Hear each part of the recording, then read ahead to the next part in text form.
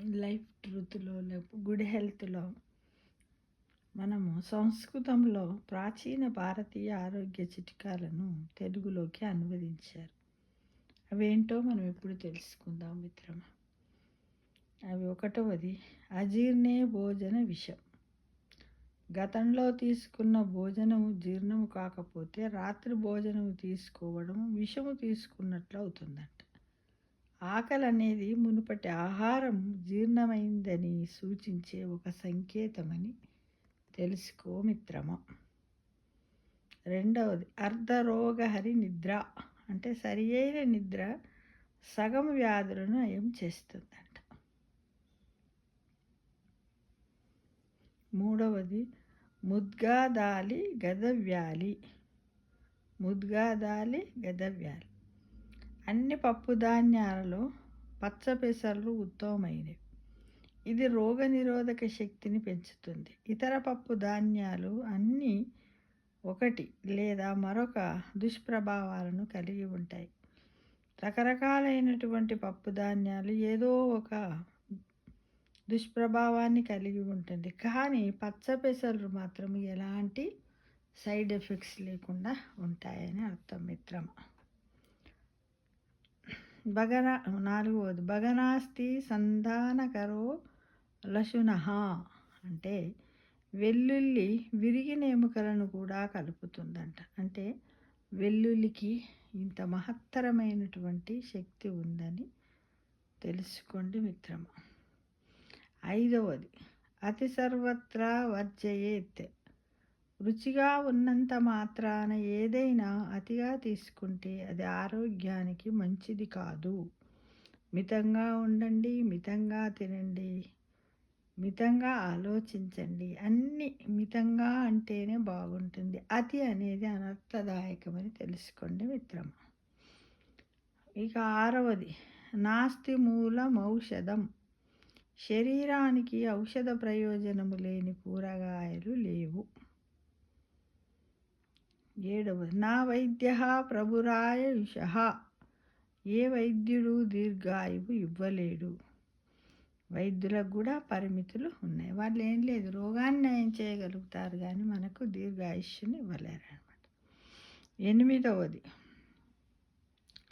చింతావ్యాధి ప్రకాశయ, అంటే ఆందోళన ఆరోగ్యాన్ని తీవ్రతరం చేస్తుంది. తొమ్మిదవది వామచ్చ శనిహ. ఏదైనా వ్యాయామము నెమ్మదిగా చేయండి. వేగవంతమైన వ్యాయామము మంచిది కాదు. పదవది అజవత్స్వరణం కుర్యాంత్. మీ ఆహారాన్ని మేకలాగా నమలండి. ఎప్పుడు తొందరపడి ఆహారాన్ని మింగకండి. లాలాజలము జీర్ణక్రియలో మొట్టమొదట సహాయపడుతుంది. ఇక స్నానం నామం మనః ప్రసాదన కరందుహ స్వప్న విధ్వంసనం.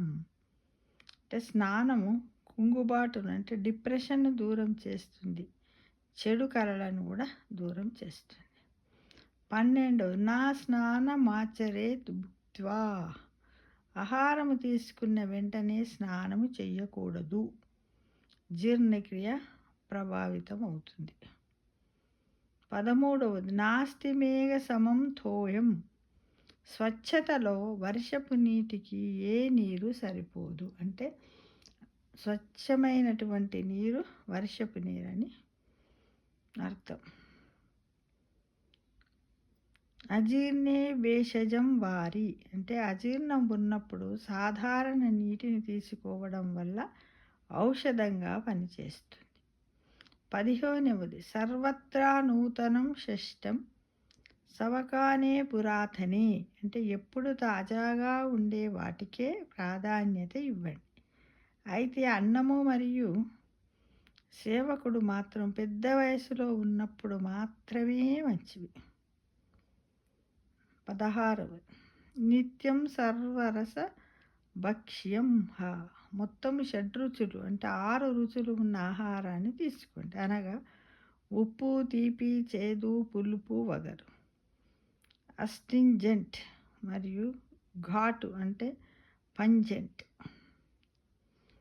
17 జఠరం పురాయుధ్వరం అన్నార్ భాగం జలేంచ వాయోః సంచరణార్థాయ చతుర్థమవశేషయేత్. అంటే మీ కడుపులో సగభాగాన్ని ఘన పదార్థాలతో నింపండి, పావు వంతు నీరు మరియు మిగిలిన దానిని ఖాళీగా ఉంచండి అని అర్థం. 18 భుక్త్వా శతపథం గచ్చేత్ యదిచ్చేత్ చిరజీవితం. అంటే ఆహారము తీసుకున్న తర్వాత ఎప్పుడు ఖాళీగా కూర్చోవద్దు, కనీసం అరగంట పాటు నడవండి. 19 క్షుతాసాధూతాం జనయతి. అంటే ఆకలి ఆహారం యొక్క రుచిని పెంచుతుంది. ఇంకా చెప్పాలంటే ఆకలిగా ఉన్నప్పుడే తినండి అని అర్థం. 20 చింతాజరానామం మనుష్యానాం. అంటే ఆందోళన వృద్ధాప్యాన్ని వేగవంతం చేస్తుంది. 21 శతం విహాయ భోక్తవ్యం సహస్రం స్నానమాచరేత్. అంటే ఆహారం కోసము సమయము వచ్చినప్పుడు 100 పనులను కూడా పక్కన పెట్టండి. ఇప్పుడున్న సిచ్యువేషన్లు ఫోన్తో సహా అని కూడా మనం అనుకోవాలి మిత్రమా. చాలామంది అన్నం తింటుంటే పక్కన ఫోన్ పెట్టుకుంటారు, అప్పుడే అనుకోకుండా కాల్స్ వస్తాయి. బుక్ అన్నం నోట్లో పెట్టుకొని తినుకుంటూ ఫోన్ మాట్లాడతారు. అది మాత్రం చెయ్యొద్దు, అది అనారోగ్యదాయకం. 22 సర్వధర్మేషు మధ్యమాం. ఎల్లప్పుడూ మధ్య మార్గాన్ని ఎంచుకోండి, ఏదైనా విషయంలో అతిగా వెళ్ళడం మానుకోండి. అంటే ఇది మాత్రం చాలా అవసరం, ఎందుకంటే ఎవ్వరి విషయాలలో తలదూర్చొద్దు. సర్వధర్మేషు మధ్యమాం. ఎల్లప్పుడూ మధ్య మార్గాన్ని ఎంచుకోండి, ఏదైనా విషయంలో అతిగా వెళ్ళడం మానుకోండి. ఇవి మన ఋషులచే సంస్కృతంలో చెప్పబడినటువంటి సువర్ణ జ్ఞాన పదాలు. వీటిని ఎప్పుడో సంస్కృతం నుంచి తెలుగులోనికి అనువదించారట, మనం ఇప్పుడు తెలుసుకుంటున్నాం మిత్రమా.